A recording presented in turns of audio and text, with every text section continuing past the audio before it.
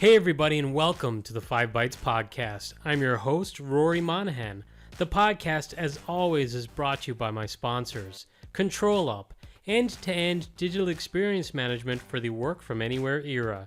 ControlUp, happy users, happy IT. And also brought to you by Policy Pack Software, now part of Networks, where you use group policy or MDM to remove admin rights, manage and lock down applications, Java, browsers, and mitigate ransomware, plus more. And of course, also brought to you by Liquidware, the innovator in adaptive workspace management solutions. If you enjoy the show each week, you have these awesome sponsors to thank. And now for some news. ZDNet has reported that Broadcom CEO Hock Tan will now be overseeing the company following the departure of former CEO Thomas Krause, the mastermind behind the $61 billion VMware acquisition. It has been indicated Krause has not been replaced due to poor performance, but at the same time, the register suggests his removal is not all that surprising given the task at hand in onboarding VMware to merge with the Broadcom software group. Where things get very interesting is that people started talking about a possible merger of Citrix and VMware on Monday, and then quickly Citrix released a press release announcing that Thomas Krause, yes, the same Thomas Krause who was just replaced at Broadcom, is joining a combined Citrix and TIBCO merger as Chief Executive Officer, so CEO of that organization. Now, the Citrix-TIBCO merger is expected to be completed in the third quarter of 2022 if regulators don't hold it up, which will take Citrix private then. So you'll have Broadcom with VMware merged under their new CEO Hock Tan, and Citrix with TIBCO under the former Broadcom CEO. So does this all give credence to the idea of a merger or some sort of enhanced partnership between VMware and Citrix? There was certainly chatter of it before the Citrix press release, so I would guess someone with insider information was putting it out there. Now, this doesn't mean it's actually going to happen, but it would be kind of cool to have like the best parts of both Citrix DAS and VMware Horizon together. Now, which vendor does which part better than the other is probably a matter of personal opinion and choice. I certainly have my opinion. But it would be cool to have kind of the best of both worlds together in the future. But that's all just hearsay and conjecture, as they say. Let's not get our hopes up, and really it's just rumor that was going around on social media, so it could be complete BS. Windows Autopatch has arrived. I covered Autopatch on 2 previous episodes of the podcast. Once when it was first announced, and then another time when it went into preview. Windows Autopatch automates updating of Windows 10, Windows 11, Microsoft Edge, and Microsoft 365 software. Essentially, Microsoft engineers use the Windows Update for Business client policies and deployment service tools on your behalf. The service creates testing rings and monitors rollouts, pausing and even rolling back changes where possible. Because the Autopatch service has such a broad footprint and pushes updates around the clock, Microsoft is able to detect potential issues among an incredibly diverse array of hardware and software configurations. This means that an issue that may have an impact on your portfolio could be detected and resolved before ever reaching your estate. And as the service expands and grows, the ability to detect issues will get more robust. Microsoft say they invest resources into rigorous testing and validation of their releases, and they want to give customers confidence to act. They say they have a record of 99.6% app compatibility with their updates, and an App Assure team that has your back in case you should encounter an application compatibility issue that's at no additional cost for eligible customers. I haven't had to engage the App Assure team yet. Be interested to hear from others who have and if it was a success. They say that in organizations where update deployment rings are already in place and the update process is robust, the appetite for this kind of automation may not be as strong. And in talking to customers, they are learning how to evolve the Autopatch service to meet more use cases and deliver more value, and are excited for some of the developments which will be announced in the upcoming month's blog. And that's an interesting point because when I covered the stories previously of Autopatch, that was kind of my own opinion was, well, it was never really that hard to set up like the ADRs and to kind of oversee the patching itself. And it wasn't all that complicated to have like patching groups and a ring set up yourself. It was more the fact when patches would go wrong. So in this announcement, they're specifically honing in on the fact that, you know, at scale, they'll be able to detect when there's like maybe issues with the patch on certain hardware and then protect you automatically from those. Of course, not everybody, because in order to detect it is a problem with my hardware, someone has to feel the pain. But that's a benefit, and also it sounds like the ability to roll back automatically is there as well, so it's pretty interesting. I'd love to try it out. And if you want to try it out and start enrolling devices, you need to find the Windows Autopatch entry in your tenant administration blade of the Microsoft Endpoint Manager Admin Center, which personally I have not found. Then you select tenant enrollment, select the checkbox to agree to the terms and conditions and click agree, and then select enroll. Now they say in my case, where I don't see it, it's because my subscription is not valid for it. The announcement lists Windows E3 and E5 for Windows Autopatch. Windows E3 and E5 works for Windows Update for Business Deployment Service, and also all commercial and EDU SKUs for Windows Update for Business. So specifically for Autopatch, it's Windows E3 and E5, and I guess I'm a little confused because I have an E5 plus mobility. So maybe because it's not specifically Windows E3 and E5, it's not showing up. I'm not sure. I really need to kind of get that clarified. I'm terrible when it comes to licensing and figuring this stuff out. And I would guess it's not a coincidence that Microsoft also published a mechanics video this week on cloud-based update management in Microsoft Endpoint Manager with an explanation of how to use Cloud Attach. And Cloud Attach is a means for organizations using Configuration Manager to have even more flexibility in managing endpoints without having to choose between security, compliance, and supporting new work realities. So kind of hitting the cloud-based update management on multiple fronts here with multiple different solutions. And speaking of updates, happy Patch Tuesday week. This month, Microsoft have released 84 fixes, and the breakdown of the Windows updates includes 52 elevation of privilege vulnerabilities fixed, 4 security feature bypass vulnerabilities, 12 remote code execution vulnerabilities, 11 information disclosure vulnerabilities, and 5 denial of service vulnerabilities. BleepingComputer.com reports that this month's updates includes a patch for an actively exploited zero-day elevation of privileges vulnerability. This one is listed as CVE-2022-22047, and it's a Windows CSRSS elevation of privilege vulnerability. They say that an attacker who successfully exploited the vulnerability could gain system privileges. And it was discovered internally by the Microsoft Threat Intelligence Center and Microsoft Security Response Center. I feel like the CSRSS service had a vulnerability last month too, I think. But regardless, I saw that Kevin Beaumont, who's an excellent follow on Twitter for InfoSec related information, had a really great thread where he went through each vulnerability in a concise manner, suggesting whether or not they were worrying, or, well, particularly worrying. It was reassuring as most were quite complex for hackers to leverage, but his thread is so to the point and concise that I feel like it's a really great resource and you should check it out. I'm going to share a link to his thread with this episode, which is episode 238, and you'll find that on 5bytespodcast.com under reference links.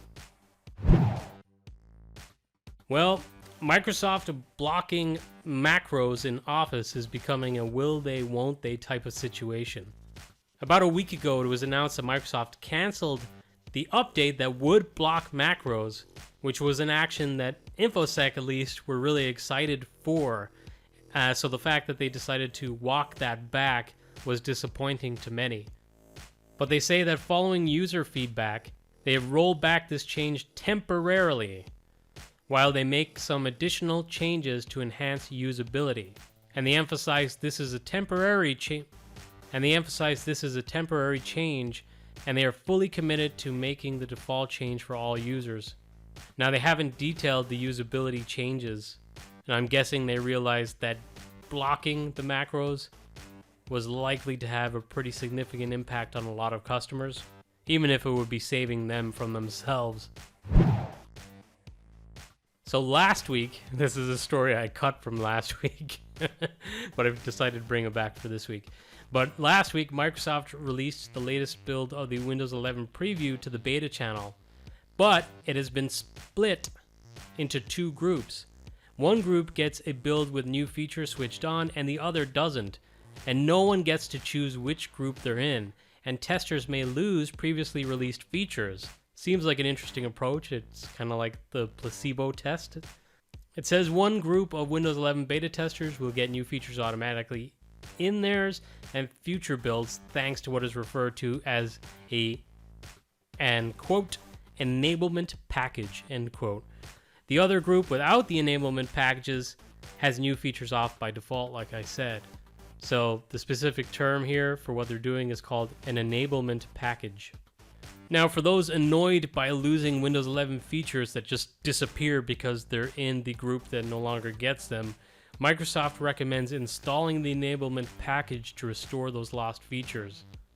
They say they realize this isn't ideal, and they are learning how to best adjust their rollouts going forward to minimize disruption in previewing experiences.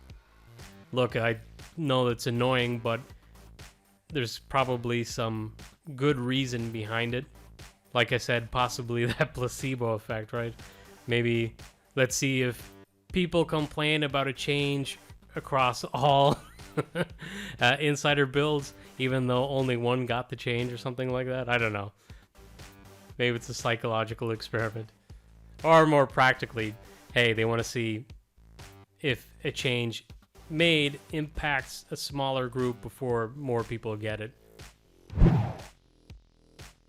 was reported this week that Gartner estimates worldwide sales in the global PC market for products taken by retailers and distributors are down about 12.6% year on year.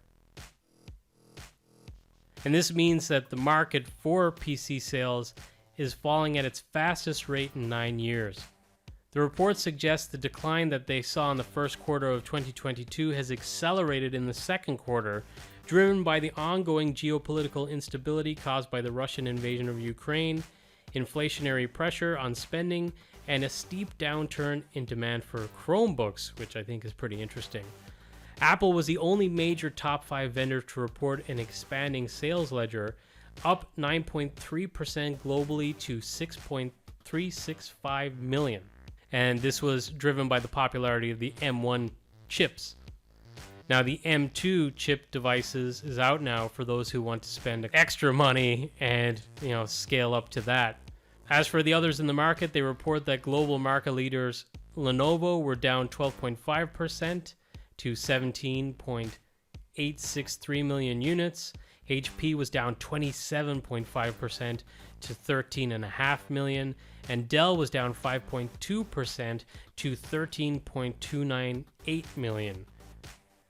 Behind Apple was Acer with shipments of 5.09 million, down 18.7%. So pretty significant drops. Now, significant drops, but still massive amounts of units being sold. In terms of regions, some 4 million fewer PCs were shipped into the US channels during Q2, and the blame was mostly apportioned to the less and less loved Chromebook form factor. They suggest there is a 50% year-on-year decline in Chromebook shipments. The Register suggests this is disappointing after a relative surge in demand during COVID for PC hardware in general, or netbooks or Chromebooks or whatever. But I guess that was with people going remote, needing a mobile device to bring home and work on. But the article doesn't seem to mention the ongoing global chip shortage as a factor, which I think it is still a factor. At least in Q1, like I'd ordered some hardware at the end of last year and it took months to arrive due to supply chain issues and also just getting the components, the chips. I know Intel have been making waves in order to ramp up production again, but I can't imagine it's having this quick of an effect to turn things around from where they were. And then also the fact that, like they say, there was a surge of people buying new laptops, PCs, or whatever when COVID struck. So they're not going to like replace them after just a year or two, right? Particularly if they're personal computers that they brought home to do their work from, not supplied by their employer, which that was the case for some people. So they're probably going to hold on to those for 5-6 years at least.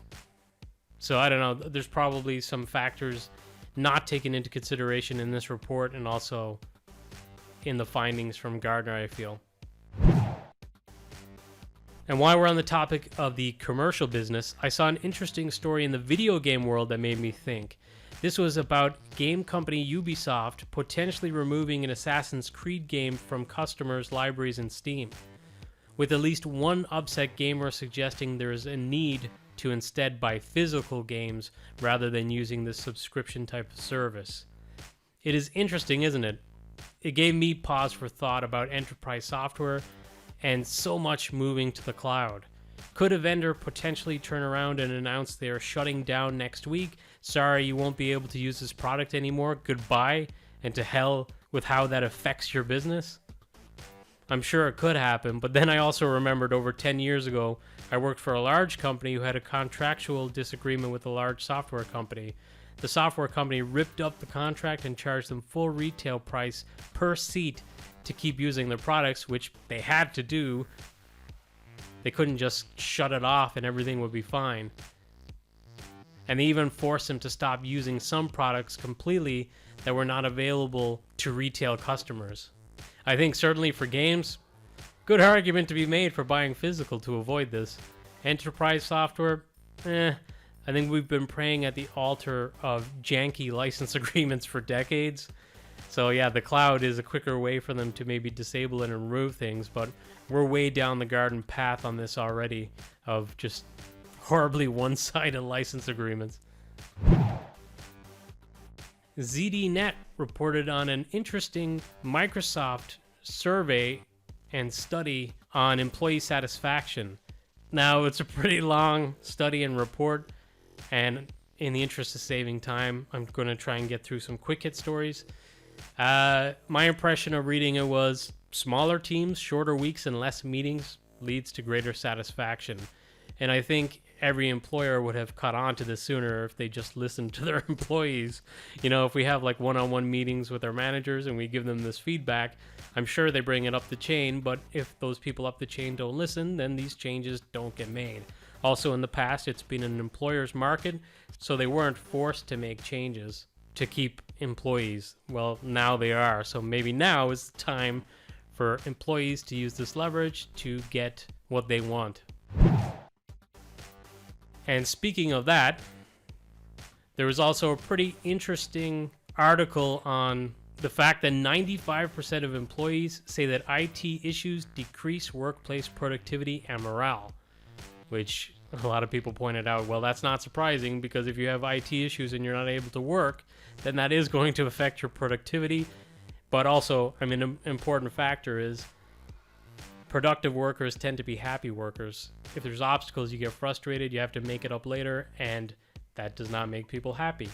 And it made me think of a blog post I did several months ago about the digital employee experience and how critical it can be for what is now an employee's market, like I said, and just driving productivity and happiness amongst employees and keeping them within your company. And I'll share my article as well as these reports with this episode. Another quick hit story here. Microsoft Teams will provide meeting organizers the option to set the together mode by default for their meetings to give them a more immersive experience. There will also be a feature that allows organizers to assign seats for attendees in together mode, and this is expected to arrive in September, according to neowin.net. Lily Tao and Kenton Varda on Twitter shared a really interesting forum entry and discussion around SanDisk SSD models failing at 40,000 hours exactly. I believe I covered a similar story a couple of years ago on the podcast too. But in the forum post, the poster had a scenario where all the hardware that was replaced in succession, which typically you do, the hardware refresh might occur at the same time. Well, with the new SSDs all being put in around the same time, each one started to fail around the same time too, resulting in each device getting bricked. As Kenton stated, in this very real doomsday scenario, the primary and backup servers each had RAID 1, but all failed at the same time. And that can happen if they all hit 40,000 hours around the same time. And when setting up a RAID 1 mirror, he suggests you should always try to pair two SSDs from entirely different chipset makers. And don't assume if you have some SanDisk and say some Samsung SSDs that you're fine, because it reads like this is a Y2K style ticking time bomb of a bug that's in several chipsets. So if multiple vendors are using the same chipset, using various different vendors' SSDs is not going to help you. You need to scrutinize what you're using. Scary. And in some lighter news, this week I saw Helga Klein shared a pretty funny post from the legendary Don Ho, who's the creator of Notepad++. He shared an email he received from a disgruntled user of Notepad++ who was complaining, saying, oh, Notepad++ is okay, but honestly I'm sick of it, and he was just going through on a rant. Well, Don responded and said, hi Tom, I'm feeling sorry regarding your horrible user experience during all these years. You're right to feel angry about all the ridiculous settings. Notepad++ should be understandable by everyone, including the most obtuse people. As a result, please send me all your receipts of purchasing Notepad++, and I will process your refund. Best regards, Don. And in the blog post, Don even shared a template for a Notepad++ refund request form. And if you don't use Notepad++ and you're wondering why this is funny, it's free. You don't pay for it. It reminds me of that scene in that movie Snatch, where the guy gives betting tips to some lads and the bet doesn't come off, and one of them complains, and he grabs him and tells him, when I give a dog a bone, I don't wait for him to tell me how it tastes. People are just so damn entitled. And also, Notepad++ is awesome, and some of the settings in there and some of the extensions, like being able to compare two text files together, very, very valuable. So thanks, Don, for Notepad++. I really enjoy it. And now, a weekly webinar. ControlUp will be holding their Troubleshooting Showdown Round 2 on July 21st at 2 p.m. EDT time, which is 11 a.m. Pacific Daylight Time, which I believe is 7 p.m. Irish Summertime, British Summertime, and 8 p.m. for Central Europe. I know it's kind of late for us in Europe, but I strongly recommend attending this one because the first round was awesome. It's a really unique event. They're going to pit Trenton Ty, Guy Leach, Tom Fenton, and Eugenia Cipoletti against each other, and they'll be using different types of tools, taking on various different troubleshooting challenges. And then those who complete each task the quickest are the winners. And because Guy Leach is there and involved, expect a lot of one-liners. Personally, I enjoyed the one-liners that don't land so well and make you cringe more than the ones that actually do land. I'll share a link for registration. Be sure that you check it out. Like I said, even if it's in the evening, if you're exercising or whatever, tune in because it's a lot of fun. And now this episode's scripts, tricks, and tips. The awesome Lee Jeffries shared that if you have the latest AVD agent on your host pool VMs and they become unavailable, check the event log for remote desktop services. There's a new check which seems to ping domain controllers to judge if they are available, and if they are not, the server is marked as unavailable. D Grammatical on Twitter shared some really cool looking metrics that you could pull from Apple's Safari browser that shows power consumption per website. So I think that's really, really interesting, particularly when companies are becoming much more sustainability driven. Nina Desnica shared for monitoring and troubleshooting, you can now collect diagnostics with additional details about Windows expedited updates. if you're using Microsoft Endpoint Manager or Intune. And she provided the registry key location and also the directory to check out. And I'll share a link to that if you're interested. Felipe Benito posted a blog doing a comparison of Bicep in Azure and Terraform in terms of automation. So if you're into both or just one, then check out the blog to learn about the other and just see how they size up to each other. Helga Klein, again, shared an interesting article by an unknown author, as I don't see an about on the website, but in the post, the author goes through the run registry key and the fact that not everything in the run key gets executed, which is news to me. The article also goes through the nature of the values and another location for keys approved for run specifically. Importantly, the author suggests this could be used by threat actors and provides a link to an example. Very, very interesting because, yeah, I assumed if it's in a run key, then it's getting executed, but apparently not. My buddy Tom Fenton posted an article where he goes down a rabbit hole of troubleshooting what was causing system sluggishness and preventing upgrades to Windows 11 because of slow CPU speed. And he says that he found one trick that increased his system's performance by 400%. So I'm not going to give it away. This is obviously community-driven content. I don't want to take away views or clicks, but I'll share the article if you want to check it out for yourself. And finally, Peter Vandervoud posted his blog on easily managing universal printers on Windows 11 devices. And if, like me, you've been doing a lot of work on Windows 365 lately, I saw that Universal Print is supported for that. So if you're not using Universal Print yet and you're using Windows 365, this article could be of interest to you because there's going to be some overlap in the future. Well, that's it for this episode. Thank you all so much for listening.